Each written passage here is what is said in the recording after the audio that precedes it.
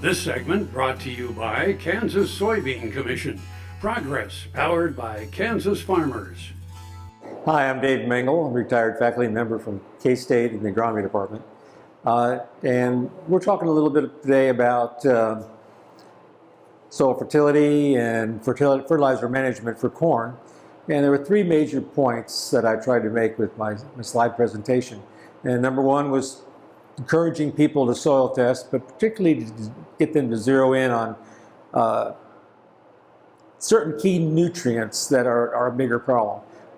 Traditionally, we will talk about organic matter, soil pH, phosphorus, potassium, and potentially zinc tests for the surface soils.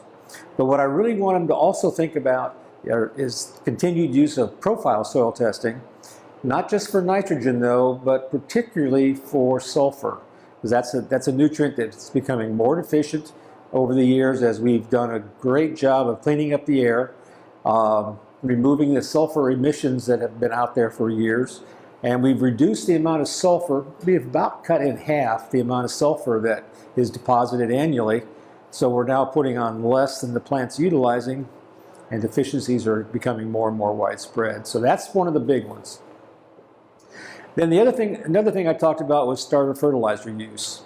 I always assess the group to see how many of them actually use starter fertilizers, and in this particular group here at Lawrence, we had about 50% of the people that indicated they use starter fertilizers. That's probably not good enough, and for two or three reasons. One is Kansas is still a state that has relatively modest soil test levels for phosphorus. Historically, that's been the case. It's not really changing much, and likely won't change much. And part of that is due to the way that land is rented. We've moved to a cash rent system that's a little less secure for the tenant, and consequently, they're a little more reluctant to invest in the phosphorus fertilizers to raise the soil test. So we're seeing them actually drift a little bit downward. And we get responses to starter fertilizers when we have low phosphorus soil tests. That's a very key point. The other part of that equation is shifts in tillage practices. More and more of our dryland corn production is on no-till and long-term no-till. Well, what happens there is we build up residue on the surface. In some cases, we're planting cover crops in addition to add to that residue. And this creates a cooler soil environment for that seedling to develop in. Phosphorus moves to the plant root by diffusion. Diffusion is accelerated by higher temperatures. So what we're doing is putting the brakes on the phosphorus availability. And so as we go to more and more no-till, we need to think more and more about starter fertilizer use. So those are two things that are very important. The other aspect with the starter, though, before I move on, is that we have to be careful how we apply it. We're getting more and more response to nitrogen in the starter fertilizers.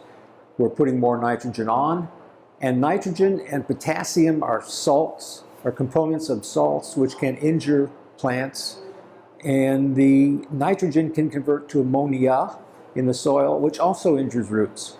So we got to make sure there's some separation between the fertilizer material and the seed, or we're going to have some seedling injuries which can occur. So we want to watch where we put it. Then the last thing I talked about, the last point, was regarding to when we apply nitrogen. Traditionally, we've known that as the earlier we apply fertilizer, nitrogen fertilizer, the more likely we are to get some losses as it sits there in the soil through either leaching or denitrification. That is actually becoming a bigger problem due to climate change. We can argue about the sources of climate change and why it's changing. We're not going to go there today. But what I will tell you is if you look at the weather records on the intensity of rainfall and the events that we're getting less rain in terms of the number of days, but the same amount in terms, or the same number of inches on an annual basis. So we get more and more rain concentrated in fewer rainfall events. And that is leading to situations that create leaching or create wet soils for denitrification. So applying that nitrogen in maybe fewer pounds at a time, but more applications later in the growing season can be very beneficial. And the plant's going to utilize nitrogen from the time it's roughly knee-high up through the time it puts out a tassel. And so the later we can get a portion of that nitrogen applied, the more efficient we'll be and the higher our yields are going to be. So those were the three things that we tried to summarize and the points we tried to make today. Closed captioning brought to you by Ag Promo Source.